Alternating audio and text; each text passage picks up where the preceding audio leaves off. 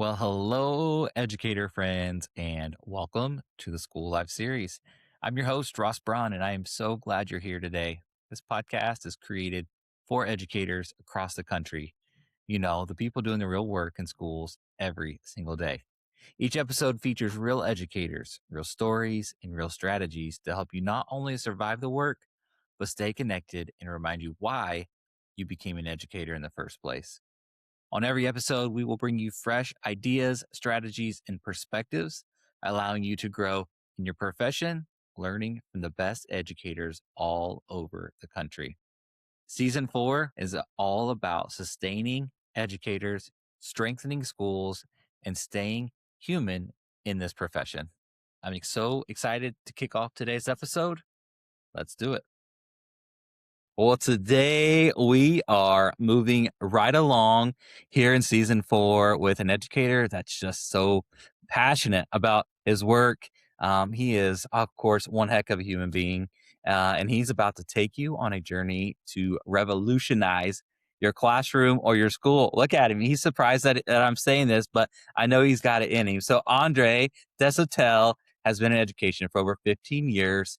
He's held several different positions within education, from classroom teacher to administration, instructional coach, but his passion lies in the brain and student behavior. So I met Andre last year at Get Your Teach On Fest down in Dallas, and immediately, like, you just connect with certain people, and I thought, it's an awesome guy. And then I heard him speak and I was blown away. So 2 days later, we got to have a one-on-one conversation, and I realized, yeah, he is the real deal. He's an awesome educator, great dad, husband, and human being. So Andre, that was a lot, but thank you for being here and welcome to the School Life series. Ross, excited to be here. And yes, getting to meet you at Get Your Teach on Dallas, truly an incredible experience. That was my first time not only attending, but also presenting. And it's just unmatched energy. And you get this flock of really passionate, eager teachers coming to a conference. They feed off of you, you feed off of them. And it was just an exhilarating ride that I Yeah. continuously reflect upon and just think, wow, that happened. I got to do that. Yeah. Yeah, yeah. Isn't it? And then Check you get to that do it box. again. And it's like, whoa, Yeah, this hey, is, it's pinch me. there So it is. yeah. Awesome. Well, before we get into today's topic and everything, I always like to start with the human side of the educator because it's so important. So just tell us a little bit more about yourself. Tell our listeners, who you are and what you're doing. Yeah, so I'm Andre Deshotel, and I am in South Louisiana. I have a wife, 2 daughters right now, and they keep us really busy when we're not going from one practice or event to the next. We're pretty low key, We like our downtime, and that's Yeah. snacks and a good Survivor episode, and we are set for the evening, man. That's awesome. Yeah, and currently I am serving as a district teacher support coach, and this role is just pouring so much into me as I pour right back into these educators, getting to show up in their classrooms and say, how can I best serve you right now in this moment? It's truly a gift and honor to be able to have that opportunity to support our teachers, because we know whether you're brand new, seasoned, you Mhm. want that extra support, and being able to show up and do that is truly a gift. Before that, I was an assistant admin, primarily tasked with discipline, school-wide discipline. Learned so much, not only professionally through that experience, but also personally. Mhm. Prior to that, an instructional coach, and then, of course, classroom teacher for 10 years. So, yeah, a little bit of everything, but thoroughly enjoying the current experience of serving teachers right now. Yeah, such a cool role. We'll talk more about it Yeah, for later sure. on in the episode, but yeah, it's awesome that your district too is like prioritizing this role and Exactly. saying we Teacher need it, and retention. so many districts need to put more emphasis on that. And so, a little bit more intro. Why education? What led you into education? I can't think of like one person, one experience, one moment that pulled me into this. It was almost this internal, innate thing I've always felt. Hmm. I didn't really have the language for it at the time. Now, it wasn't because I was a kid that said, I can't wait to annotate lesson plans or, Definitely, analyze definitely assessment not. data. It wasn't so much about that side of it. It was, I want to be around kids. Now, of course, at the time I am a kid, so of course that makes sense. But I Yeah, also wanted to help guide and lead kids. And it just seemed like teaching was the place where all of that sort of lived together. And having the opportunity, of course, to do that has, I think, fulfilled my purpose. Yeah. yeah, that's good. Great answer. And then to go along with that, who are some people or one or two people that has just been a big influence on you in both personally and professionally? Man, right away, I think of this incredible mentor, friend, colleague, Chris Biffle. So, Chris Biffle is the founder of Whole Brain Teaching, which I stumbled upon entering my third year as a classroom teacher. I was doing a terrible job those first 2 years. I'm sure that's very relatable out there. Yeah, And I knew I needed to find something different, something fresh, stumbled upon whole brain teaching. And as I'm sort of learning what this thing called whole brain teaching is, I start kind of messing around with it a bit in class. And then I learn about this conference that's coming near me, like maybe 90 minutes away. And I think, all right, well, I'm dabbling in this new approach to running my classroom. Let me take advantage of this conference. It was free. I had nobody that even knew about whole brain teaching other than me, but I decided, you know what, I'm going to go to this conference. So I yeah. drive up to this conference and Chris Biffle opens up the stage, the whole group with basically the foundation of whole brain teaching. I am fully captivated within seconds of this guy, just how he is delivering his content, his engagement, the way he worked that stage. And then he says, all right, now this is a pretty flexible conference. You were not assigned any breakouts. And then he starts going over all the different options. Like there's the beginners. Like if you're just now dabbling in whole brain, you might go into a beginner breakout. If you're kind of intermediate, go here. If you're advanced and you've been using whole brain teaching for a good amount of time, come see me. I'm facilitating the advanced breakout. Well, Ross, I was very little into whole brain, but I'm like, this guy, I got I'm to following this follow him guy wherever wherever he he. goes. So I go into his advanced breakout session. And again, I'm there with no one I know.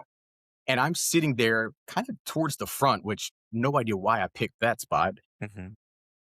Somewhere in the middle of the breakout session, he puts you on the spot and he called me out. He had me stand up in front of the breakout, try these different engagement practices. I sit down, he kind of coaches me a little bit, refines it. I do it again. So I have like these reps of getting a little better each time. And he says, you know what? You were very coachable. I'd love you to do that in the big room when we all come together again. I'm like, wait, say that again, sir. So sure enough, we kind of all culminate that day in the big space. And he calls me up to do this little mini lesson on photosynthesis in front of the whole room, 2,000 plus Wow, educators. And from that point on, I've never stopped talking, communicating, meeting with him weekly on Zooms. Just last night, we connected again. He's just been a constant force of both professional and personal growth, just all around. And he's 80 years old, man. He's 80 and wow. he's still connecting with educators daily, pushing out meaningful content, just truly a servant's heart. So he's a That huge, huge role that's model. awesome. I love that story. I did not know that. That's awesome. And Yeah, what a like testament of just being the right place, the right time, the right, when doors open, like I truly believe they happen for a reason. But that was a door you never expected to be, absolutely not. there and in that moment, and then look at what it's done for you. Like you said, both personally and professionally. So cool. All right. Let's got a funny one for you. And I'm sure you've seen a lot, especially, with this mindset and these roles you're in. But education's full of those moments that people outside of education like rarely see. And it's just like you wouldn't believe this happened. What is one of those moments you look back on, you're like, I'll never forget that. You won't believe this. Wow, so many like just pop up automatically. Yeah. Um, okay, so I would say, so this question is about a moment that I personally would not forget, Ross. Is that right? Yeah. Yeah. Okay. Okay. And I'm going to say that this moment is something that my whole school won't forget. So let me explain. So I was kind of doing this room transformation thing where I wanted to have like a spy mission kind of feel. So I had these Punnett squares. They were the science part of the lesson, and I had these problems posted around the classroom. And I thought, okay, well, I'm going to get some yarn and kind of like attach it to the ceiling, bring it to the floor. So when the students come in, they can be like these agents and they're trying to find the Punnett squares. They're going to solve them. And I said, wait, what else can I bring in? I got to bring in the fog. So I got this little cheap Walmart fog machine, right? It was like around Halloween at the time. Yeah. I'm smart enough to know this, Ross. Like, I'm going to come out on this Sunday. I'm going to put all the pieces together. I'm going to test run the fog machine just to make sure I don't set off any fire alarms, right? So everything goes smoothly that Sunday. Come Monday morning, kids are walking in its first period. I start the fog machine. Kids are loving it. They're doing all the Punnett squares. Second period, third period. Things are going so wonderfully. After lunch, the next period comes in, still just fine. The last period of the day is when this smoke detector decides to set off. Alarms go off across the whole campus. The whole school evacuates. Fire trucks show up because of the fog machine, dude. Gosh, that's just terrible. So, and the thing is, like, if I just test it out on Sunday and that goes well, surely Yeah, everything's going to work perfectly on surely. Or Monday. the Not at first, all. yeah, 6, 7 periods of the day, right? Oh, yeah. And And the then it's my principal could not have been any cooler. Like, he just came to that's me afterwards and he said, "Look, I really like the out of the box thinking. Just next time, maybe run it by me so we can." I'm like, yeah. no problem. So when the That's alarm fair. does go off, I can call off the fire I can department. say, yeah, no need to come. It's Yeah, just dude. our teacher. I will never forget it. That's cool. Great story. That's one of the good ones. I've heard For some sure. good ones here on the School Life series. On a more serious note, what is something about education you wish more people understood? Okay, you said serious, but okay, it's You serious don't for have to me. be. Okay, well, Yeah. so I wish that more people understood the amount of bodily fluids we come into contact with each day.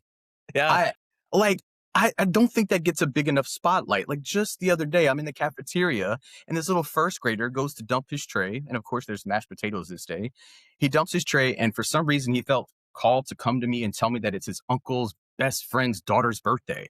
Well, right after he spits that out, his whole body does this building up of the biggest sneeze I've ever seen a little 7-year old put out. And I mean, all this stuff comes flying at me, right? And I'm thinking, you tell your uncle's best friend's daughter happy birthday, but now I got to go home and take a shower, right? Like it Yeah. was just, those moments don't ever get documented. It won't go into an Nope. evaluation, but that's the stuff we show up for each and every day. Yeah. And on a more serious note, though, I think that if we, and I try to use this mindset in any setting I walk into, I genuinely ground myself with this. I try to think that everybody is doing the very best they can in any given moment. That Mhm. doesn't mean it's always enough, but that angry parent, that upset supervisor, or that teacher who's just not understanding why some decisions are made, I genuinely feel that they are all just doing the very best they can in that moment. And with that mindset, it kind of takes me from being reactive to being more curious. And I know that when I'm more curious, I'm more connecting naturally. And that connection is what gets us to problem solving. So having the mindset, and I think if everybody can sort of adopt something similar to that, where we're all just showing up doing the very best we Well, can. showing you. And not expecting the worst in people Yeah, when we see that. And so that's good. It's good. And you're so right on the bodily functions. I always lived close to the school that I worked at. And I always said that was the reason because there were too many times that I had to go home and change clothes in the middle of the day absolutely. for their various reasons. So that's good. All right. Now let's get into our topic. And I'm excited for this one. I told you, it's all about student behavior. And this topic is needed in every school. I mean, over the past 4 or 5 years, I've been, 15 states. I've connected with educators in over 30 states. And every conversation, every visit that I've had, educators are exhausted. And the real reason it comes down to are student behaviors. And they are seeing this every single day. But it's not our students' fault. It's not our teachers' fault, but it's a problem. So, Andre, when I share that, what immediately comes to mind to you? Yeah, Ross, that's something that I think deserves a lot of airtime, just really talking about a huge pain point for so many educators right Mhm. now. And I would say that they're not wrong. Behavior feels different, and that makes sense. And if you really zoom out, not only has society culture shifted, but it's shifted in a direction that is more disconnected now. It is Hmm. more overstimulating, more unpredictable. And so if we have that recipe kind of cooking up, our students, they're walking into classrooms, right, with shorter attention spans, lower frustration tolerance, fewer opportunities to develop social skills and problem solving skills. And so, because they're bringing in fewer skills, our academic demands have not changed, right? Mm, And so now we're hitting them with these high academic demands they've never left, but they're bringing in a much smaller skill set. And I think that's what's sort of perpetuating these undesirable behaviors to bubble up in the classroom because they're not coming in with a skill set that's going to help them manage those demands. yeah, that's good. That's so good. And I always get that argument too. It's kind of ironic because they're coming in with more prior knowledge than ever before Yeah. because they've got a device in their hand and they're getting all this knowledge from YouTube and we're always, Yeah. but like you said, they don't have the skill set, and that's what they're missing. And so we'll talk more. My first real question for you is like, why are you so passionate about this work? I've mentioned passion several times, and I always get that with you. Like anything I see you do, you're Yeah. passionate. Why is that? Okay, so, as an assistant admin that worked primarily with school-wide discipline, naturally that's going to put me in a situation where I'm face to face with sometimes really big, bold, baffling behavior. And I've always thought that behavior can sometimes be a barrier between a student and their potential unless we really get to the root cause of why that behavior is even surfacing. What is the unmet need? And until we effectively address that, we're not only going to lose out on instructional opportunities for the student, we're going to lose out on potentially changing this kid's life. So behavior can sometimes be that roadblock, and if we don't remove it, I think that that's a disadvantage to not only the student but the school as a whole. So I'm really passionate about helping students, educators understand behavior better so that we can more effectively address it. Yeah, that's good. I can relate to that. I remember my first year as an assistant principal. Like you would have thought LeBron James was signing autographs in my office. The line was wrapped around, Wow. like Yeah. people, like these kids, the behaviors were out of control. And that's what led me into this type of work is like, okay, I've got to understand what's causing the behaviors and not just looking at these kids as like, here's your consequence, get out. No, I'll see you tomorrow when you do it again. We've got to fix the behaviors instead of going on this constant, merry-go-round of what we're doing, and I'm exhausted, students are exhausted, parents are tired of hearing from me, like, teachers are tired of seeing the same things, and let's fix this. And so it kinda leads me into our next one. I said, "Let's get nerdy a little bit here, Let's do it. and let's talk about neuroscience and the child's brain." So describe student behaviors when I mentioned that. Yeah. Oh, and I love talking neuroscience, especially through the lens of behavior, because I felt like for me, the biggest pivot in my career with discipline was when I understood that behavior is biology. Mhm. And if we want to simplify the neuroscience, like imagine there's a brain and there's a staircase that takes you from the bottom of the brain, the brainstem, all the way to the top of that brain, the cortex. And right there in the middle of the staircase is this bodyguard that's standing there.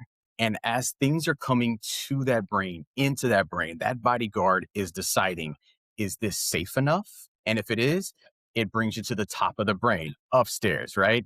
If it doesn't, look, smell, sound, feel safe, it moves you to the downstairs part of your brain, the reactive part of your brain. And so when we see students that are presenting some very concerning behaviors, it's largely because some sort of external, internal sensory experience has convinced their nervous system that what's in front of them isn't safe. And that's what trips that stress response system, fight, flight, freeze. And so, how does that, I guess, support an educator? For me, it shifted from taking things personally to taking things neurologically, so to speak, right? Like I understood that this student is presenting this because they don't feel safe in this moment, or this student just said that thing to me because they don't feel understood or connected in that moment. And right off the bat, that totally changes not only the way I see them, but the way I'm going to show up for them in that moment. Yeah, that's good. I say that a lot. No kid wakes up in the morning and says, "I'm gonna make my teacher's life Yeah. miserable," and a lot of times, though, like, I think teachers take student behaviors very personal, and so You already mentioned a little bit. Dive a little bit deeper into it because I think a lot of our listeners find themselves in that situation a lot of times. Like, this kid doesn't like me, right? Or what is going on? Explain that a little bit more, like for those Yeah. people that are feeling that. So if we take, let's just take some of the popular behavior kind of labels we put on things like disrespect, aggression, defiance. Those are all nervous system communicators. They're saying that I don't have the capacity, the skill set, enough felt safety. I don't feel connected enough to meet whatever expectation is currently in front of me. So it's less about a conscious choice of how can I be, a thorn in your side, or how can I make this class, a difficult place to be in? And it's way more about a kid's capacity for that moment. And I like saying this in workshops. None of the neuroscience is meant to excuse behavior. It's meant to explain the behavior. Yeah. And I think, if we come in with that approach, like we're not excusing, we're explaining. Make no mistake, kids still need discipline. They need accountability. They need boundaries around their behavior. That's not going anywhere. But how that looks, sounds, and feels matters a great deal if we're truly going to change the trajectory of that student's experience Yeah. at school. It's good. And truthfully, a lot of students that are exercising these type of behaviors are longing for that type of structure, discipline, consequence because they've never had it before, which kind of leads me Exactly. into something else. And one thing that I was very passionate about in my administrative journey was trauma informed, making sure our teachers were trauma informed. Because when we talk about neuroscience, it, and the way these students are wired, a lot of it has to do with trauma that they've experienced in their Yep. life. So give us a little bit more insight there. Yeah. So, something I like to also say in workshops is our brains are experience dependent. And what that means is our brains wire up based on lived experiences. So for students that have had adverse experiences, chronic toxic stress, trauma, those experiences can wire up a biology that's going to be, hypersensitive to stimuli. This is why you can greet Erica at your doorway. Say, good morning, Erica. Great to see you. Come on in, put your book sack on the hook, your do nows on the board. She smiles. She maybe even gives you a side hug. 5 seconds in, you look in the classroom. What do you see her doing? She's hitting JJ upside the head. You say, wait, Erica, come back over here. What happened? You were just fine 5 seconds ago.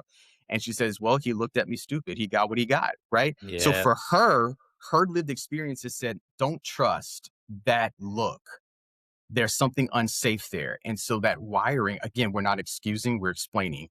That then informs us like, okay, she has a really overzealous stress response. Mhm. And she went into fight mode when that sensory input wasn't necessarily as big of a threat as the rest of us would perceive it. Great. Thank you for that. You're welcome. And so you kind of gave us some right there, but the school life series in every episode, we really like to talk about practicality. Like we want to give our listeners things that they can Yeah. take back and implement into their classroom, their school tomorrow. So let's dive a little bit more into that. Like, what are some practical strategies when it comes to student behaviors that you're seeing in the classrooms that teachers and even principals, administrators can really start using tomorrow? Yeah, and I love talking like practical, actionable, effective systems and strategies because, we want to empower and equip our teachers. And so a few things that come to mind, not only do we want to approach our instruction with best practices, because we know if we have strong tier one instruction, Yeah. that's going to help us get in front of a lot of the behaviors. However, even with the most informed, robust, tier one, positive, proactive behavior support systems in schools, in classrooms, we will still get kids that show up and struggle. So in those moments, this is sort of my two-part recipe. Connect, then direct. And yes, I'm saying connect, even in the face of a kid who just threw their book across the room. I'm going to connect with that kid before I direct them. Even for the kid that just told me to F off, I'm still going to connect, then direct. And connecting is not about agreeing with the behavior. It's literally to get the student to cooperate with what I say next. So think of it like this: connections breed cooperation. So I'm going to put a That's good. drop of connection, just a drop. I'm not getting overly sappy. It's just, I'm here, something's up. That is the connect I'm talking about. Even just the Boom. tone that I delivered right there, that's me connecting first. Then I'm going to move that behavior forward. Stand up and follow me. So again, it's a connect and a direct versus kid threw the book down. I come over and say, stand up and follow me. Mhm. Right. So dropping in that little connection, I'm here, stand up and follow me, can go a long way. Other strategies I Real like to quick, do. real quick before you dive into the one, do you know how many students would come into my office as a principal and say, "My teacher doesn't hear me. They don't even know me." All it takes is that small connection. It doesn't have Absolutely. to, like you say, you don't have to get sappy. You don't have to spend a lot of time. Just Right. making sure the student feels heard. Hey, I'm here. So Right. good. Keep going. Absolutely. No, I totally agree with that. And then just narrating the positive. Like I encourage teachers, like if you have a class of 20 and only three are doing what you want them to do in that moment, and the other, what, 17 are not, I am going to put my spotlight on the three that are. Because where we put our spotlight is where our energy and our focus flows. And that's what we're going to promote. So if I'm promoting, hey, you other 17 kids, the expectation is I'm harping on the ones that are not doing it. I'm just kind of promoting that very behavior, which is Yeah. not lining up. So but if I'm saying, wow, I see JJ, Maria, and Jack, you are lined up, you are ready to go. So really shifting that that spotlight on the behaviors you want to see more of would be another skill that I would suggest. So we've got the connect, then direct, and then put that spotlight on the behaviors you want to see more of. Yeah, that's so good. Yeah. Connect and direct. I mean, write that down if you haven't already. But you're right. And I talk a lot about just promoting the positive, promoting positivity. It's the same way in every classroom. Um, when all of a sudden, when those three students are getting all your energy and attention, Honey that's back there, conniving's like, well, maybe I should just do that because that's going to get the attention that I'm thriving or striving for, right? And I should just fall into place per se, what it is. I mean, so many times I talked with principals, I look at it from that lens. Same thing with the teachers. We've got two or three teachers that are causing all this chaos in our building. Well, they're getting all of your attention and energy, and so yeah, they're thriving on that. Let's focus on the 97% of your building that will literally run through a brick wall for you and for this school and this culture. Give them that attention instead of all your energy there. Right. And I mean, look, it's not that we're ignoring the 17 that are not in line. We're just, Mhm. our first line of defense is going to be, well, how many more can I pull into this pocket over here by putting my focus and narrating the good that I'm seeing out loud? Yeah. So that's always a first defense. Yeah. Wow, that's good. And so, as we wrap this up, any other advice, like when it comes to student behaviors, practicality, anything that you want to share before we Yeah. wrap up our episode? And I maybe should have started with this, but something I'm kind of bringing more into the workshops I'm doing is speaking on nonverbals and just how Mm. much our nonverbals communicate. I mean, if you look at the breakdown, like 93% of our communication are our nonverbals. So Wow. that's in the micro expressions, the nuances of my body language. That's communicating more to a student than the words I'm actually saying. And so learning how to lean and leverage those cues can be the difference of escalating and de-escalating a moment.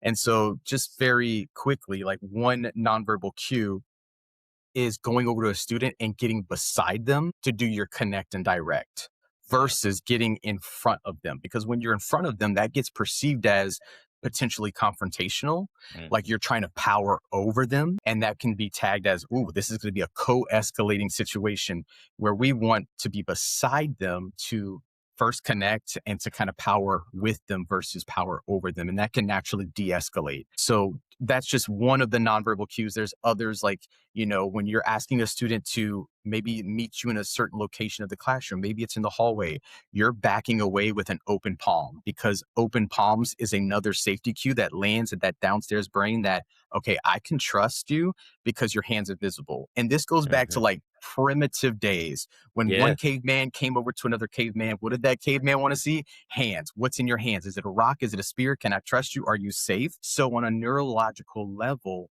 we are wired to look for hands, not consciously necessarily, because hands reveal intent and that's linked to safety. So it's little cues like that that can really help you move behavior in the right direction. So nonverbals would be a next big takeaway for sure. That's great. I love that. I know one thing I always like to do is breathing. You come down, you sit next to the student beside them, and you just, for 60 seconds, you just breathe.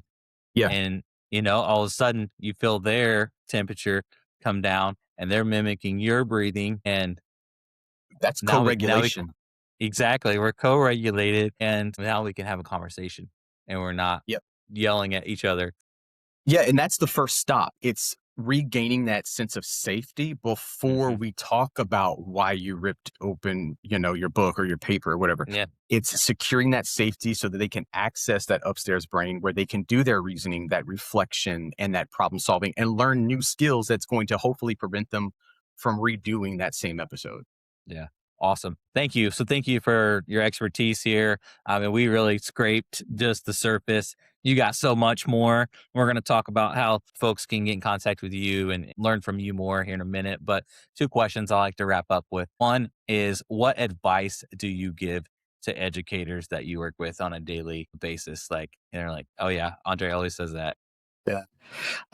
Probably nothing that we haven't heard before, but it's such a good reminder. Focus on what you can control. We know that there's so much outside of that classroom wall that we cannot control, but Yeah. when our students are in our space, in our classroom walls, and that goes into your preparation, your approach, your response, those are all things that are in your control. And so hopefully that reminds you of just how empowered you can be when you're thinking intentionally about how you're going to prepare and respond to your students on a daily basis. So, yeah, just really focusing on the things you can control, that inner circle. Excellent. Excellent advice. Excellent advice. I think we need to hear it. We need to be reminded of it. And then Yeah. what about for your students? If there's something your students say, yep, Mr. Deshotel always says this one thing. Yeah. Your current situation isn't necessarily your destination. I mean, I know a lot of kids, like, their right now is their whole world, and it's hard for them to Yeah. think beyond that current moment. So, your situation right now is not your final destination. I think just gives us all the reminder that we're going to go through some hardships, but it Hmm. doesn't define how the rest of our journey is going to unfold. And I love reminding young kids about that truth. Love Yeah. that. Yeah. So many young kids are just dealt bad hands Yeah. that are Yeah. out of their control. Totally. And it doesn't have to be the cards they hold for the rest of their life. Yeah. And so hearing that from somebody that believes in them, that Yeah. is giving them a better future, better outlook on life, it's so good. Your students are lucky to have you, man. Thank you, Ross. They truly are. And those educators that you're working with in your district and literally all across the country, they are lucky to have you. I can't and it, can't say that enough. Um, I mentioned this, but a lot of people need to learn from you. A lot more people need to learn from you. If they do not know who you are, haven't connected with you yet, how can they do so?